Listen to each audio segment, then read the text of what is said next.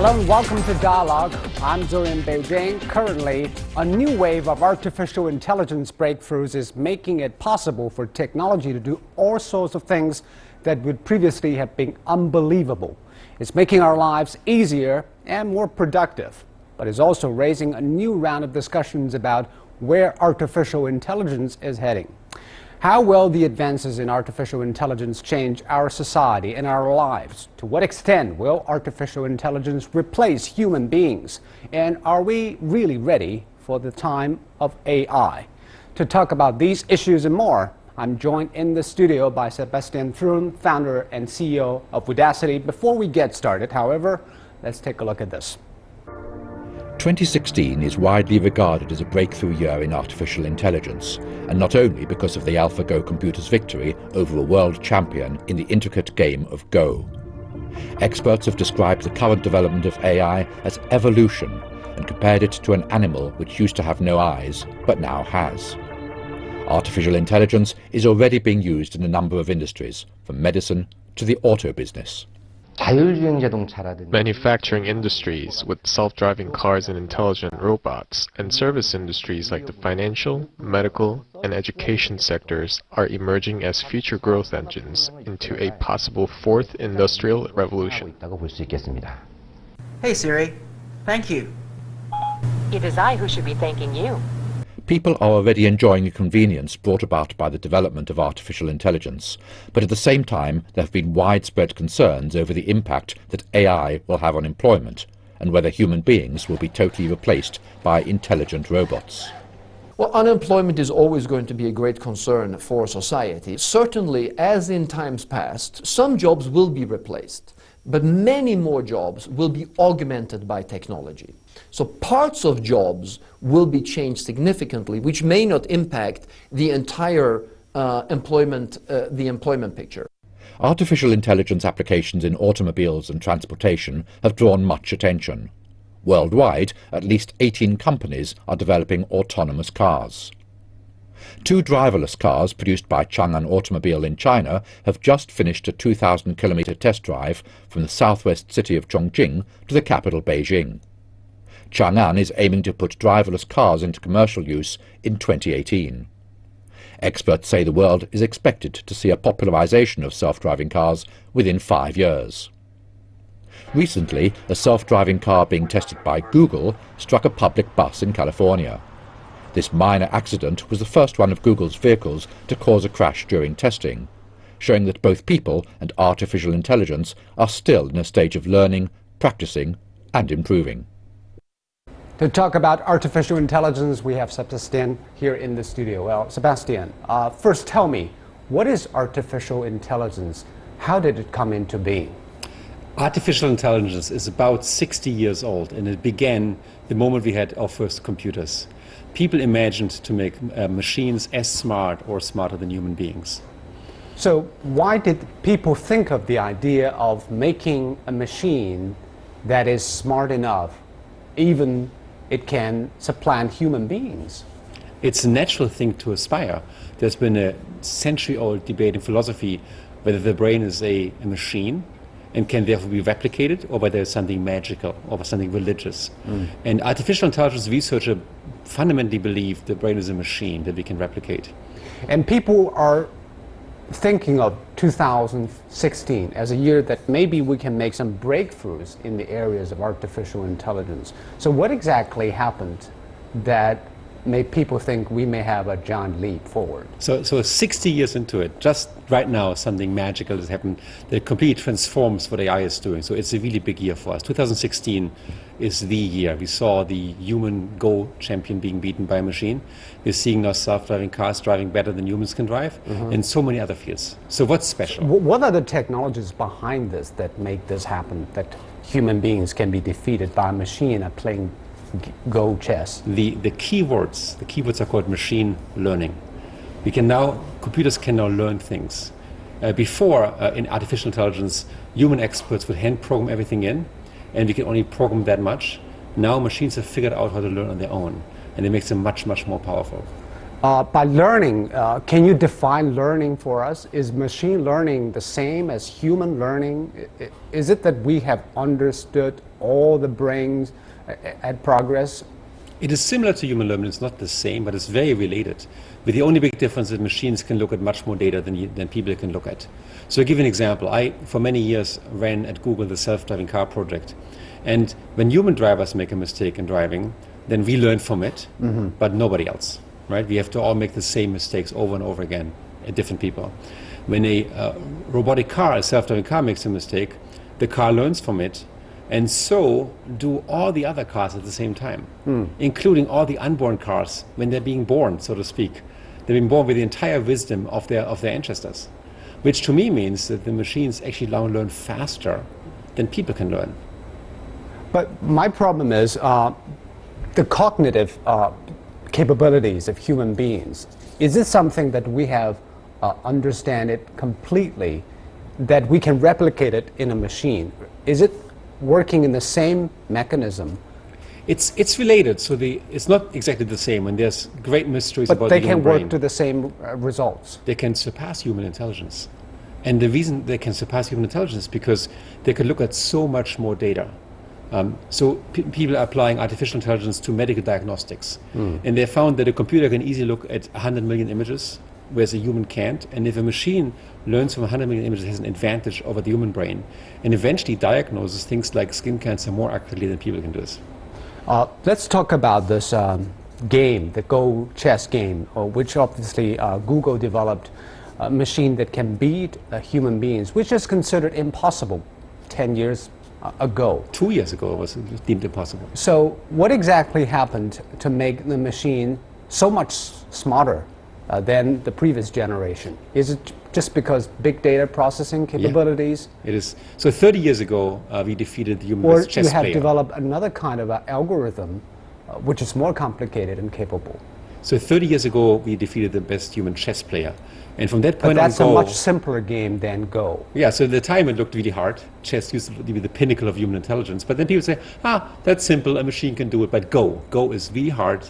There's more possible Go positions that you can define in a Go game than there's atoms in the entire universe. So it's an amazingly complex game. So almost impossible to calculate all the options. You could never consider all possible options. Because even if it took you one atom to store an option, which is impossible, you still would run out of atoms in the universe. So you could not build a computer big enough to look at all positions. Neither do people. But the nice thing about Go is there's a very complicated pattern recognition process underway. People understand these patterns. And if a machine looks at enough of those and learns from enough of those, it eventually beats the human champion. So it's all about learning. It's all about playing against itself, looking at previous games and learning patterns that occurred in those games. So is this machine playing the game the same way as the humans play the games, or is this totally different thing? If you look at professional Go players, at every level of capability, the style of playing changes. And if a novice player looks at a professional player, they don't understand what's going on. And the same has happened with the machines, that every level it went up, it played a different style. And now it surpasses human players. It might make moves that humans don't even understand. It's not exactly the same as people. I think that's the people that scares human beings, some of us, because it seems that this machine can be creative. It played some moves that humans can never have played.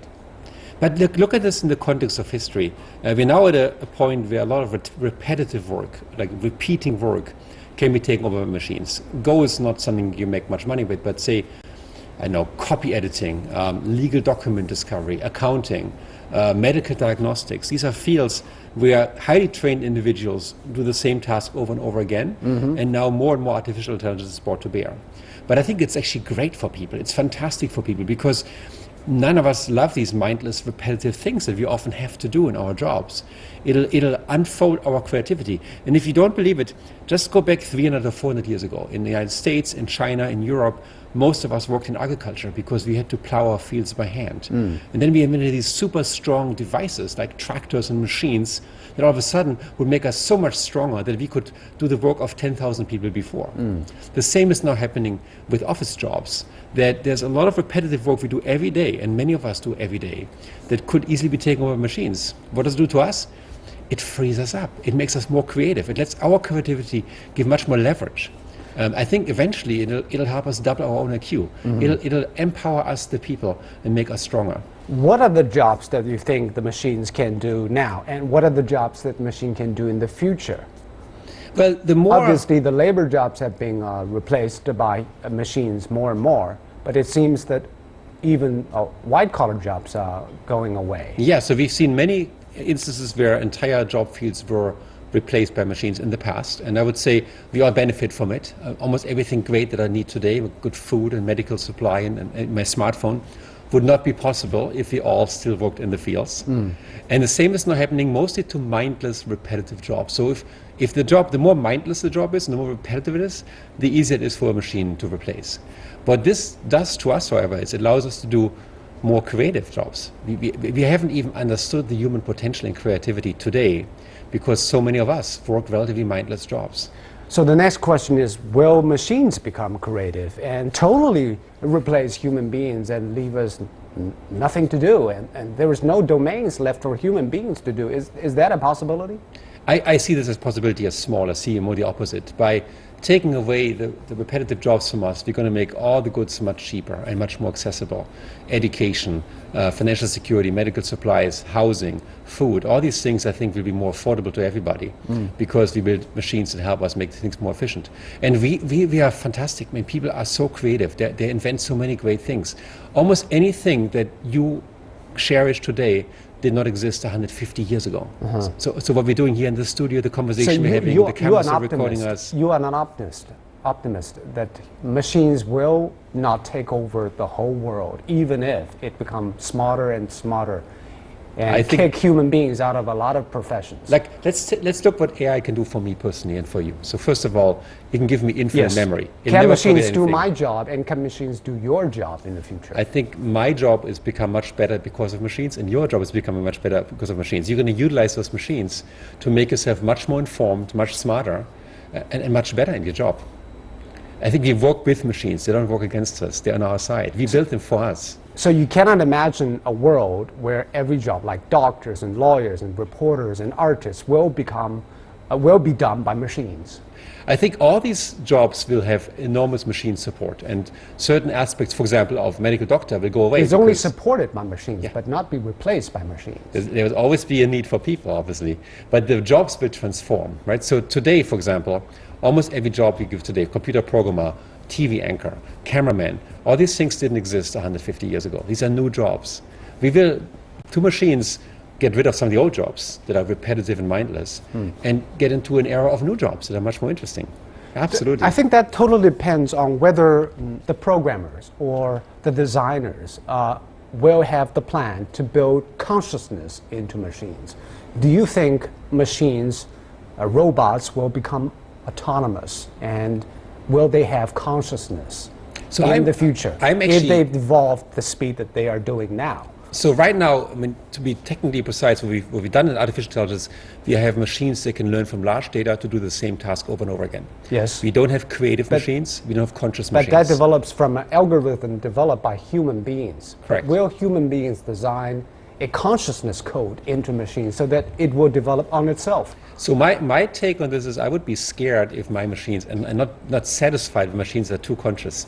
I want machines to be reliable, and humans have always strived to make machines more and more reliable. So for example, if I come to my kitchen and I have an intelligent dishwasher, and it's an emotional, conscious dishwasher, and I talk to the dishwasher says, you know what, I just fallen in love with the refrigerator, and you were nice to me, so I'm going to stop doing the dishes. It's not a machine I want to own. So I don't think we're going to design machines specifically of consciousness. We're going to design machines to be slaves to us and do these things. My plane that brought me over like yesterday from the United States to Beijing, I'm so happy it's reliable and not conscious. I wanted to be doing the same thing over and over again. But there are many people who have expressed similar worries. Stephen Hawking among them, and Elon Musk has also said that artificial intelligence could be dangerous. It could threaten the existence of human beings because it has been developing so fast that will outpace human evolution. You don't worry about it. I mean, there's the same, go back 300 years and say farming equipment will replace human beings, because back in the day, plowing the fields is what defined us, or most of us, being farmers. I don't see this at all. What I see is that AI will make us people superhuman. So today we are already superhuman because we can talk to someone, pick up a phone, talk to someone in China, United States. That's a superhuman capability. We weren't able to do this before technology. We can run faster than ever before. In fact, we can fly across an ocean. That is superhuman. We have superhuman, with AI, we're going to have superhuman intelligence. We're going to remember everything. You're going to recognize every person. You're going to be able to experience every moment they want to ever experience.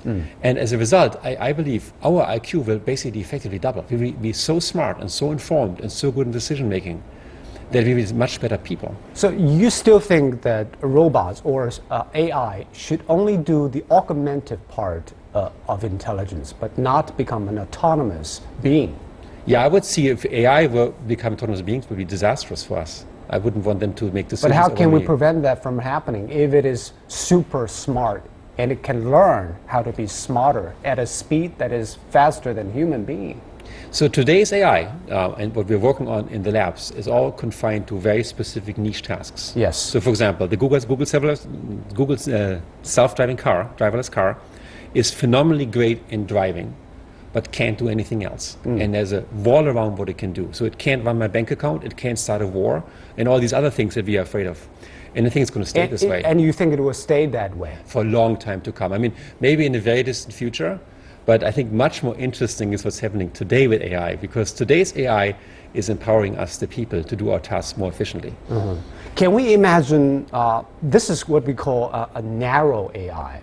Correct. What is the image of a strong VI, omnipotent AI? Yeah, I'm glad you're bringing this up because there's two different styles of AI. The public discourse is mostly about this general AI, general artificial intelligence. And what's really happening is this specialized or narrow AI is taking place. The advancement is all narrow. So the Go playing example is phenomenal for playing Go, but it can't even play chess, to be honest. So the advancement is all in this narrow field, which makes people more effective and helps us get rid of mindless tasks. And the fear comes from the general perspective, but there's been very little progress on general AI, to be honest. Okay. And I don't think we want it. I don't think we want to be like enslaved by machines, to be honest. I want my airplane to be smart and good and be able to fly safely. I don't want it to be autonomous enough to make a decision to crash me and kill me when I'm flying it. Of course, all humans don't want that happening. So it's not going to happen. Sebastian, thank you. You're now watching Dialogue. We're talking about artificial intelligence and where it is heading. Don't go away. We'll be right back.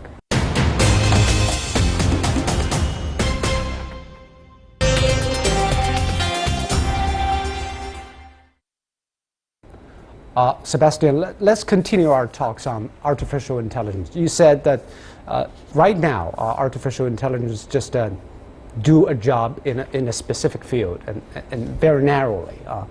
What are the areas that you think artificial intelligence has the most to promise? You mentioned several areas like driverless car, medicine, and what are the other things that artificial intelligence might be better than human beings? So even today, airplanes in bad weather are typically flown by a computer program and not by human pilot anymore, and they're safer than humans. Cars soon will be driven by computers. That's what we did at Google with a self-driving car. There's many other repetitive things like accounting jobs where you do the same accounting, tax accounting, for example. Legal document discovery is a big field right now where you do go into a large body of documents and try to find the right documents for a court case. Chatbots, customer service, there's work now all coming out of IBM and other places where intelligent agents that talk to customers do a better job than human customer service representatives. Copy editing, you put a document, even news reporting is beginning to be taken over by AI. So for certain type of news, we have already seen some news, softwares that can write an article out of a data rather than done by a human being, it's done by a machine. And I'm super excited about this because it really means that some of these literally very repetitive, mindless jobs will be taken away from us in a good way because it empowers us to do more interesting jobs. Let's talk about some of the areas, like a driverless car. Is it really possible that the roads and the traffic will be conducted by robots rather than human beings in the near future? And how will it change the rules of the world? And will it have legal implications? And there's huge implications, legal implications, business implications. But the best thing is at this day and age, we lose about 1.2 million people every year in traffic accidents, mostly because of human error, of avoidable human error. It's more than 1 million people. It's a lot of people. And conceivably, most of these people's lives can be spared and saved if we have machines operating cars. And you might argue, is 2016 the year? I would say that, I mean, I can't speak for Google anymore, but the top research teams have now accomplished human-level driving skill. But if it's not 2016, wait another 3 or 4 years. The machines are getting better at a faster pace than humans can get better. So at some point there's going to be this inflection point where self-driving cars are just so much better that we just want them for our own safety. What does it mean to the current infrastructure and current, should I say, legal environment and economic environment if there is no drivers, human drivers? It will be taken over by machines. So first of all, there'll be a phase where human drivers and self-driving cars will intermix. And the best teams that I know of so have a driver made can still kick in if necessary. Yeah, or people will still have normal cars. Not everybody will buy a new car tomorrow morning. So it's going to be a while before self-driving cars will be so prevalent that the majority of cars on the road are self-driving. And the intermediate, the best teams that we have right now mix these things together just nicely. So the self-driving cars drive just like people, just a bit more careful. They tend to be slightly more careful than people are. And as we go forward, we're going to see more and more self-driving cars. And it's going to be safer and safer and better and better. And eventually, when all is said and done in the distant future, we don't need traffic lights anymore because the cars can just mix and find out their own way around. But that's in the far distant future. But what about pedestrians and cyclists and tricyclists? There are a lot of elements that might surprise you in a traffic environment here. That's true, and the same is true for people. When I learned driving when I was 18, I made many mistakes and many things surprised me and I started learning from it. The same is true for the self-driving car. The cars have collectively not driven more than 1 million miles worldwide, and they have encountered countless bicyclists and pedestrians in the areas where they're being tested.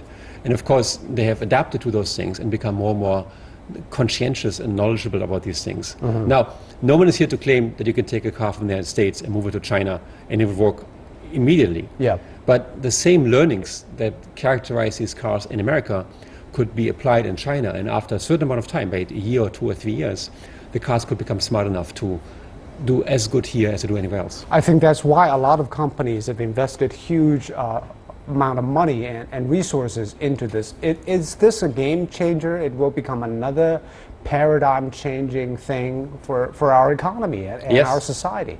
And here's one interesting thing. So I'm running an education company now. So in the big battle of machines against people, my education company, Udacity, sides with the people. So we offer, and we have now online at udacity.com some of the most advanced training material to become a machine learning engineer.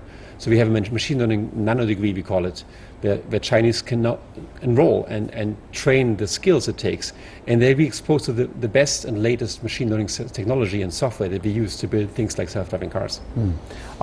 Another area, another career that might be at risk is, as you said, journalists and doctors and lawyers. These things used to be dominated by human beings because it is thought impossible that the machines can do these jobs, which requires a lot of brain power. Now machines can do these jobs pretty much the same as humans.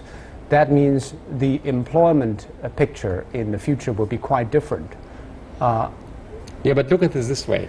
Say you're a legal assistant, you just got your legal degree and you work in a law firm and your job is to do document discovery, and you get this big stack of emails from a company and you have to find the 2 or 3 emails that you want to bring to a court to make your case. And the next, 150 hours, you're not going to sleep, you're not going to see your family because you have to work through every line of every document, read it manually and make an assessment, okay? Tomorrow, we put this in the computer, we run an AI program, it finds these things by themselves. Isn't this liberating? Isn't this great? Doesn't it mean that we are raising our quality of life? That the poor law clerk who's now spending otherwise dozens of hours can now do better things, like really look at the legal case at a much higher level and leverage much more intelligence than reading through a lot of documents? But the problem is a lot of people working on the production line have been out of job because automation, because robots taking over their jobs. Now you're saying that those clerks will lose their jobs to machines. You said that those people can do some other interesting and more creative jobs. But the problem is, are they ready for that kind of jobs? Where are the jobs? What kind of jobs are they? So every legal person I talk to, every lawyer, dreads document discovery and loves much more being in the courtroom and being out there up in front or with a client and do creative intellectual work as opposed to menial, mindless work. So from that perspective, I think as we move our job levels to more creative, it's good for humanity. Now, what I'm saying is, every time we get rid of repetitive physical work in the past of maybe farming work, we as humanity have defined new jobs, right? So, for example, but you're today, optimistic that we will find more interesting creative optimistic. jobs, or otherwise we may become idle and pets to machines because we don't have anything to do. All the things are taken over by machines. I mean, that's a pessimistic perspective. I give you an example. My beloved brother calls me up once a month with a business idea and says, like something like, I would like to invent something that makes my suitcase not get lost in the airport. And I have this device in mind that I attach to my suitcase, and the moment I touch it, I can always find my suitcase.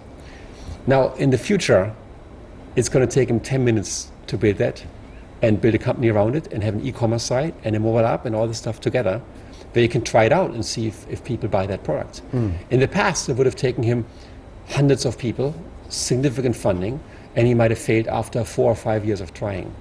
We're moving in an age where prototyping, we're trying new ideas, we're bringing new intellectual things to the market, are becoming so much faster. And we're seeing it, I mean, of all places, in China more than any other place at this point. The velocity at which we can do things, thanks to machines.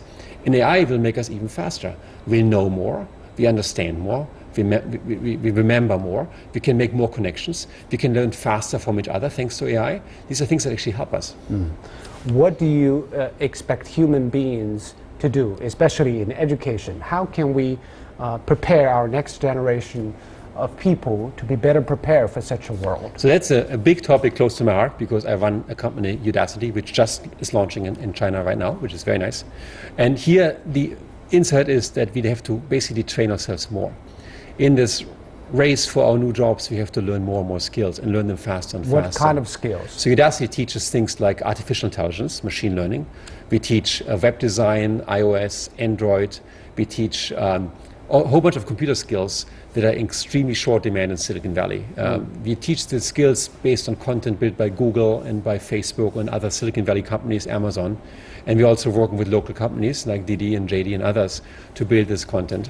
And we are trying to get students the best education, in fact, all ages, the best education, and even get them jobs with this education that pay good money. What are the disciplines that you're looking at that might be more interesting and important for human beings in order to cope with a world with more artificial intelligence? What are the areas so for me, that you think human beings should be?